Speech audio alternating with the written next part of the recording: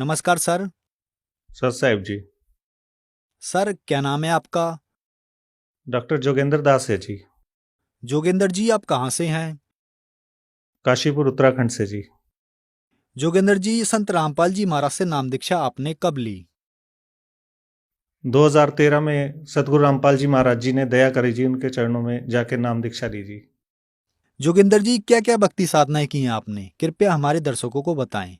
वैसे तो हम शुरू से ही धार्मिक प्रवृत्ति के थे। हमारे पिताजी भी काफ़ी संतों की संगति करते थे, कबीर पंथ से जुड़े हुए थे हम लोग। लेकिन कबीर परमात्मा को वो सतगुरु बताते थे, परमात्मा नहीं बताते थे। अभी सतगुरु रामपाल जी महाराज जी का ज्ञान सुनने से, सत्संग देखने से हमें पता लगा कि कबीर साहब जी पूर्ण परमात्मा, पूर्ण ब्रह्म है। और शारीरिक रोग था मेरे को, पहले से मैं काफ़ी बीमार रहता था। 10-15 साल से मेरे को शारीरिक रोग था। बीमारी के कारण मेरा वज़न भी बहुत कम था, 45-46 किलो का वज़न था कुल। और सभी जगह मैं अपने रोग को लेके, निवारण के लेके धक्के खा चुका था। सभी जगह से दुखी हो चुका था। दुखों का पहाड़ टूटा हुआ था, ये मान लीजिए आप। सर फिर आप संत रामपाल जी महाराज जी की शरण में कैसे आए? सतगुरु रामपाल जी महाराज जी की शरण में हम टीवी के द्वारा सत्संग देखते थे। सतगुरु रामपाल जी महाराज जी का 4-5 साल तक हमने सत्संग देखा। जो भक्तों के उसमें जो संत रामपाल जी महाराज जी के शिष्य हैं, उनके इंटरव्यू आते थे कि हमें असाध्य रोगों से लाभ मिल गया। किसी की प्रेत बाधा थी, किसी को कैंसर था, किसी को अल्सर था। मेरे को भी अल्सर की परेशानी थी। और प्रेत बाधा क्या, मेरे को जब रात को मैं सोता था तो सांप काट जाता था मेरे को। रात को सोते हुए सांप काट जाता था। हर रोज ही मेरे साथ ऐसा होता था कि बहुत खतरनाक एक सांप आता था और मेरे को काट जाता था। मैं सो नहीं पाता था पूरी पूरी रात। और बहुत सारे लोगों के पास उपाय के लिए भी गया। हमारे यहाँ पे नज़दीक 10 किलोमीटर दूर काशीपुर में शेषनाग का मंदिर है।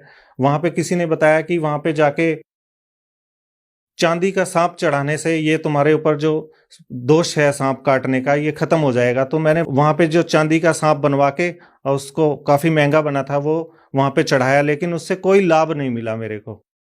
और अन्य धर्म गुरुओं के पास भी उपाय के लिए मैं बहुत जगह गया हूँ।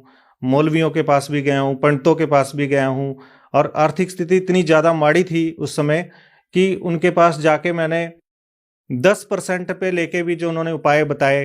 किसी ने बताया कि लाल कपड़ा बांध के आप चौराहे पे डाल दो। किसी ने बताया कि आप हरी मिर्च डाल दो, लाल मिर्च डाल दो। किसी ने बताया कि आप चौराहे पे पानी 4 नलों का लेके डाल दो। वो डाला। सभी तरह के उपाय उनके द्वारा बताए हुए। इवन ये नकली धर्मगुरु जो थे, ये पंडित थे, इन्होंने मेरे को चौराहे के ऊपर भी नहला दिया रात को 12 बजे, तो भी मेरे को कोई राहत नहीं मिली इनके पास जाने से। और मथुरा में एक हरि चैतन्यपुरी जी हैं, उनके द्वारा बताई गई साधना, जो कृष्ण का जो मंत्र बताते हैं, वो उनके पास भी हम 15 दिन तक वहां पर शारीरिक लाभ को लेकर रहे, लेकिन कोई लाभ उनसे मिला नहीं हमको। और कबीर साहब जी को हम पहले जो कबीर पंथ से 20 साल से जुड़े हुए थे, जलंधर में उनका डेरा है, जो अन्य परिवार हमारा उनसे जुड़ा हुआ था, हमारे दादा परदादा से। और वो कबीर साहब जी को पूर्ण गुरु नहीं बताते थे, वो सतगुरु बताते थे। उनको कबीर साहब जी के बारे में कोई ज्ञान नहीं था, लेकिन बस उनकी वाणी को पढ़ते थे वो। उनके पास कोई यथार्थ भक्ति, यथार्थ साधना नहीं थी। कबीर साहब जी के बारे में कुछ नहीं था। हमने फिर गुरु जी का सत्संग टीवी पे आता था, सत्संग देखते थे टीवी पे। तो सत्संग देख के हमें काफ़ी प्रेरणा हुई कि परमात्मा सोहम जाप से आगे कुछ बताते हैं, क्योंकि वो सिर्फ सोहम जाप ही बताते थे। और सोहम जाप से ऊपर भी कोई साधना है, इससे बढ़ के भी ऊपर कोई साधना है। जैसे गुरु जी 2 मंत्र का सतनाम जाप टीवी पे बताते हैं, संत रामपाल जी महाराज जी। तो ये हुआ कि आगे का रास्ता, आगे का मार्ग भी वहाँ पे जाने से मिल सकता है। और शारीरिक रोग को लेके भी बहुत ज़्यादा परेशान थे। तो हमें एक उम्मीद जागी कि सतगुरु रामपाल जी महाराज जी ही ऐसे एक संत हैं जहाँ पे हमारी इस समस्या का निवारण हो सकता है। तो हम सतगुरु रामपाल जी महाराज जी से नाम लेने के लिए तैयार हुए। एक दोस्त को तैयार किया मैंने, ट्रेन से रिजर्वेशन कराया, और काल ने ऐसी परीक्षा ली हमारी वहाँ पे जाने के लिए। जब मैं दिल्ली पहुँचा तो दिल्ली जाके वहाँ पे बहुत सारे शारीरिक समस्या ऐसी काल ने डाल दी कि ऐसे लग रहा था कि अब मैं जा ही नहीं पाऊंगा आश्रम में। वहाँ पे जाके मेरे को लूज मोशन हो गए, उल्टी हो गई, और स्टेशन में ऐसे ही नीचे लेट गया। और दोस्त मेरा बोला कि अब हम घर वापस जाते हैं या आपको किसी हॉस्पिटल में एडमिट करा देता हूँ। मैंने अपनी मिसेज को घर पे फ़ोन किया तो उसने ये कहा कि आप हमेशा तो दुखी रहते हो, सभी जगह जाके थक चुके हैं हम लोग, और आप ऐसा करो, जो होना है वो तो होना ही है, ये एक दिन मौत तो निश्चित आनी है, आपके हालात तो ऐसे हो रहे हैं, आप ऐसा करो आप चले ही जाओ। तो मैंने अपने दोस्त से कहा, थोड़ी हिम्मत बंधी, मेरी मिसेज ने बांधी, तो हम लोग वहाँ पे फिर चले गए। मेरे दोस्त ने मेरे को उठा के, आप सच जानना कि दोस्त ने उठा के ऐसे जैसे बेहोशी अवस्था में होता है, ऐसी अवस्था में दोस्त ने उठा के मेरे को ट्रेन के डिब्बे में डाल दिया और मैं जाके वहाँ पे बरवाला उतर गया और वहाँ पे सतगुरु रामपाल जी महाराज जी के आश्रम में पहुँचा। तो वहाँ पे पहुँचने के बाद मैंने, भक्तों ने वहाँ पे देखा कि बहुत सारे मैंने गांडे तवीज़ पहने हुए थे हाथों में और सारी उंगलियों में अंगूठी पहनी हुई थी। इन पंडितों ने जो अंगूठियाँ मेरे को महंगी महंगी पहनवाई थी कि शारीरिक लाभ मिलेगा इससे, तो कोई भी उनसे राहत तो मिली नहीं थी। उन्होंने कहा कि सतगुरु रामपाल जी महाराज जी से नाम दीक्षा लेने के लिए आपको ये सारे आडंबर शरीर के में जो आपने बांध रखे हैं गांडे ताबीज़ और ये अंगूठियां सब उतारनी होंगी। तो मैंने सब, उससे राहत तो थी नहीं, मैंने सब उतार के वहाँ पे फेंक दी और सतगुरु रामपाल जी महाराज जी से जाके नाम दीक्षा ले ली। जोगिंदर जी, संत रामपाल जी महाराज से नाम दीक्षा लेने के बाद क्या आपको कोई लाभ भी मिले? लाभ तो भगत जी बहुत सारे सर जी मिले मेरे को। संत रामपाल जी महाराज जी ने ऐसी दया करी कि जो मेरे असाध्य रोग थे, जो इतने लंबे समय से मेरे को, मैंने बताया आपको कि सांप काट जाता था, वो सतगुरु रामपाल जी महाराज जी ने ऐसी दया करी नाम लेने के बाद कि वो सांप काटना बंद हो गया। और जो अल्सर्स की बीमारी थी, डॉक्टरों के पास कोई उसका इलाज नहीं था, वो अल्सर्स की बीमारी भी मेरी ठीक हो गई। खाना नहीं पचता था, बार बार लूज मोशन जाना पड़ता था, रात को 12 बजे भी उठ के मेरे ऐसी स्थिति बन जाती थी कि मेरे को एडमिट होना पड़ता था। हमारे सारे घर के लोग हमेशा चिंतित रहते थे, हमारे पिताजी बहुत ज़्यादा चिंतित रहते थे इस बात को लेके। और कभी भी मेरे को साल में, क्या आप मानिए, साल में मेरे को 10-20 बार तो एडमिट ही होना पड़ता था और फाइनेंशियल कंडीशन भी एडमिट होने के बाद बिल्कुल जीरो हो चुकी थी। और ये जो पेट का रोग है, ये सतगुरु रामपाल जी महाराज जी ने ऐसा सही कर दिया, बिल्कुल ठीक कर दिया। और गुर्दे में मेरे पथरी थी, 10 साल तक पथरी से परेशान था, कभी भी दर्द उठ जाता था और 23 mm की गुर्दे में पथरी थी। सतगुरु रामपाल जी महाराज जी से नाम दीक्षा लेने के बाद एक बार दर्द उठा बहुत तेज और मैंने गुरु जी से प्रार्थना लगाई, तो गुरु जी के आदेश आए कि अगर दर्द ज़्यादा है तो आप ऑपरेशन करा लें। तो मैं हॉस्पिटल में एडमिट हुआ और एडमिट होने के बाद डॉक्टर ने मेरे को दूरबीन के द्वारा ऑपरेशन बता दिया कि ऑपरेशन दूरबीन के द्वारा आपका होगा। दूरबीन के द्वारा ऑपरेशन में उन्होंने बताया कि यहाँ पे पेट में एक चीरा लगेगा, आपका चीरे से वो पथरी निकाली जाएगी और उसका खर्च 30,000 रुपये होगा। और जब मैं दूसरे दिन एडमिट हुआ डॉक्टर के पास, तो डॉक्टर ने, परमात्मा ने ऐसी प्रेरणा करी, डॉक्टर ने बोला कि एक ट्राई करता हूं मैं कि आपकी पेशाब की नलकी के द्वारा दूरबीन को भेजता हूं और उससे देखता हूं कि हो सकता है ये पथरी बाहर आ जाए। तो डॉक्टर ने कोशिश की, परमात्मा का मैं सिमरन करता रहा, गुरुजी ने दया करी, सतगुरु रामपाल जी महाराज जी ने, कि वो पथरी एक सिर्फ नलकी डालने से ही मेरी 25 mm की पथरी गुरुजी ने निकलवा दी। और डॉक्टर ने जो 30,000 रुपये मेरे को बताए थे, कभी भी डॉक्टर पैसे जमा करने के बाद वापस नहीं देते, और सिर्फ 7,000 रुपये डॉक्टर ने काटे और बाकी के पैसे मेरे को वापस दे दिए। ऐसी सतगुरु रामपाल जी महाराज जी की भक्ति में और साधना में और नाम में पावर है। एक बार मोटरसाइकिल से अपनी मिसेज के साथ जा रहे थे, ना कोई आंधी थी, ना तूफान था, ना कोई बरसात थी, ना मौसम खराब था। इतनी तेजी से मेरे बिल्कुल पीछे भगतमती के, जब मैं बाइक चला रहा था, जाप करते हुए जा रहे थे हम लोग, तो एक बहुत बड़ा पेड़ का जो टहना होता है वो बाइक के पीछे टकरा के गिर गया। और जो जितने भी आसपास आगे और पीछे लोग जा रहे थे वो वहीं पे अपनी बाइक और सवारियां लेके रुक गए और वो देख के हैरान थे कि अब तो कोई इसके नीचे दब के मर गया शायद।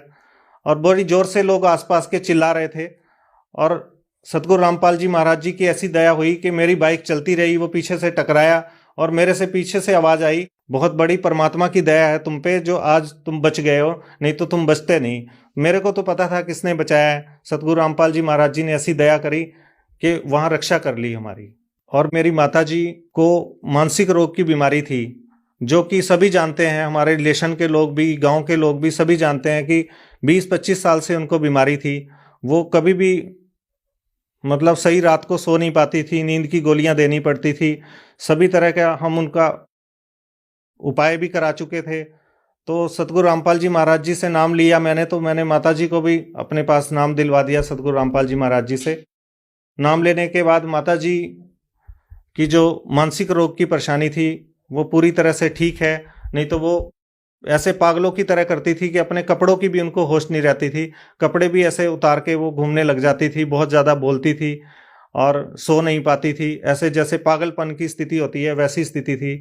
हम बहुत चिंतित रहते थे। हमने सभी जगह उनका इलाज भी कराया था, इवन पागल खाने में भी दिखाया था उनको, सभी झाड़ा फूँक भी कराए थे, सभी जो उपाय होते हैं, ये जो नकली झाड़ा फूँकी वाले जो उपाय बताते हैं वो भी कराए थे, लेकिन उनसे कोई लाभ नहीं था। सतगुरु रामपाल जी महाराज जी ने ऐसी दया करी, नाम लेने के बाद वो पूरी तरह से स्वस्थ हैं। उनकी मानसिक रोग जो था वो ठीक हो चुका है। जोगिंदर जी, जो लोग आज आपको टीवी पर देख रहे हैं और वो भी किसी न किसी बीमारी से ग्रस्त हैं, डॉक्टर होने के नाते उनके लिए आप क्या कहना चाहेंगे? मैं सभी भक्त समाज से ये प्रार्थना करता हूँ कि संत रामपाल जी महाराज जी पूर्ण संत इस समय धरती पे आए हुए हैं, इनके पास सद्भक्ति है। आपसे प्रार्थना है कि आप सदग्रंथों को खोलकर देखें और इनके द्वारा बताई गई भक्ति साधना परम सत्य है और इनसे सभी रोगों का निवारण इस धरती पे संभव है। और आप उनसे नाम दीक्षा लें और उनके द्वारा दिए गए जो सतमार्ग है उसको अपनाएं, तो आपकी सभी इस धरती पे जितने भी रोग हैं उसका इलाज संभव है। जोगिंदर जी, देखने में आ रहा है कि आज की युवा पीढ़ी नास्तिकता की ओर बढ़ रही है, लेकिन कुछ लोग ऐसे भी हैं जो भगवान में विश्वास करते हैं। जो लोग नास्तिकता की ओर जा रहे हैं उनके लिए आप क्या कहना चाहेंगे? जो हमारी मीडिया है और उसका इसमें बहुत ज़्यादा योगदान है। मीडिया में अभी सदग्रंथों के बारे में कुछ नहीं बताया जाता। जो ग्रंथों में लिखा है, अब तक के जितने भी नकली धर्मगुरु हैं वो कुछ भी ग्रंथों पे प्रमाणित नहीं बताते हैं। वो सब आडंबर करते हैं और झूठी कहानियाँ बनाकर एक पब्लिक को मनोरंजन का एक उन्होंने अपना स्थान बना रखा है। ऐसा मनोरंजन का एक केंद्र बना रखे हैं इन लोगों ने। और संत रामपाल जी महाराज जी जो भक्ति देते हैं, जो साधना देते हैं, वो शास्त्र अनुकूल है, शास्त्रों से प्रमाणित है। और मैं भक्त समाज को सभी को ये बताना चाहता हूँ कि इसमें कोई आडंबर किसी तरह का नहीं है।